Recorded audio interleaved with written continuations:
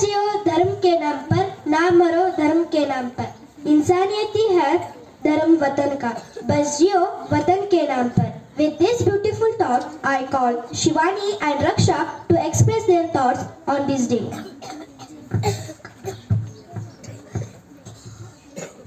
मैं उस देश की नागरिक हूँ जहाँ छत्रपति शिवाजी महाराज और सम्राट अशोक जैसा राजा था। मैं उस देश की नागरिक हूँ जहाँ हर 50 मील पर रूप, पहनावा और मजहब बदल जाता था। मैं उस देश की नागरिक हूँ जहाँ डाल डाल पर सोने की चिड़िया को पाया जाता था। मैं उस देश की नागरिक हूँ जिसे अपने भूगोल से पहले इस ब्रह्मांड का भूगोल समझ आता था। इन सुंदर सी पंक्तियों के साथ हम भारत के बेटियां भारत का सम्मान करने आए हैं। सबसे करबद्ध निवेदन है, बोलो भारत माता की जय। यहाँ उपस्थित अतिथिगण, प्रधानाचार्य, शिक्षकगण, मेरे भाई और बहनों, मैं रक्षा मेरी सहेली शिवानी गणेनवर 5वीं कक्षा से आप सभी को 75वें गणतंत्र दिवस के पावन पर्व पर हार्दिक अभिनंदन करते हैं। शताब्दियों की स्वतंत्रता के उपरांत भारत 15 अगस्त 1947 को स्वतंत्र हुआ। स्वतंत्र होने पर देश के करदारों ने भारत का नवीन संविधान लागू किया, तभी से भारत का सर्वोच्च शासक राष्ट्रपति कहलाए।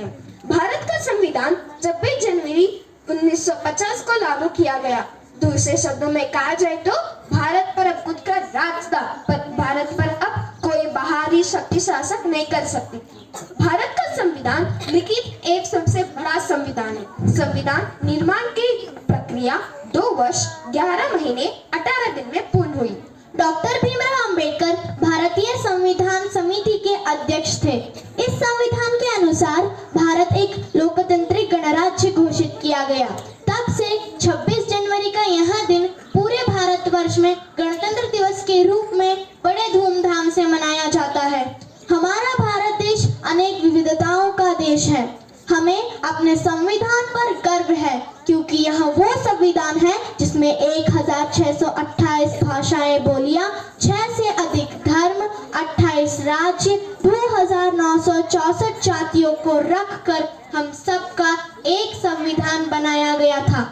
संविधान का रचने का उद्देश्य यह था कि व्यक्ति स्वयं से स्वयं को अनुशासित कर सके और दूसरों के स्वतंत्रता को आयाम दे सके। भारत का संविधान हमें सिखाता है कि दूसरों के पीड़ा से हमारा हृदय द्रवित हो और हमारे शरीर के रोम रोम से स्नेह की धारा बहे। हमारे पथ श्रेष्ठ हो, भले ही उस श्रेष्ठता को पाने में कठिनाई हो। सत्य हो, शक्ति हो, इन दोनों का मिलन देखकर अंबर तक इसकी जय जयकार हो। आज हम सब जो ये गर्व और स्वाभिमान की बड़े बड़े बातें करने की साहस कर रहे, वो सब हमारे संविधान तथा पूर्वजों का बलिदान के ही कारण है। उनके अगणित बलिदानों और संघर्षों को एक दिन में याद नहीं किया जा सकता है, परंतु हम उनको हृदय व मस्तिष्क से नमन कर सकते हैं। उनके हमारे पूर्वजों का सपना था अपने देश को विश्व गुरु बनाना था। उनके सपनों को हमें पूरा करना होगा। आइंस्टाइन ने कहा था कि कल्पना ज्ञान से भी अधिक शक्तिशाली होती है।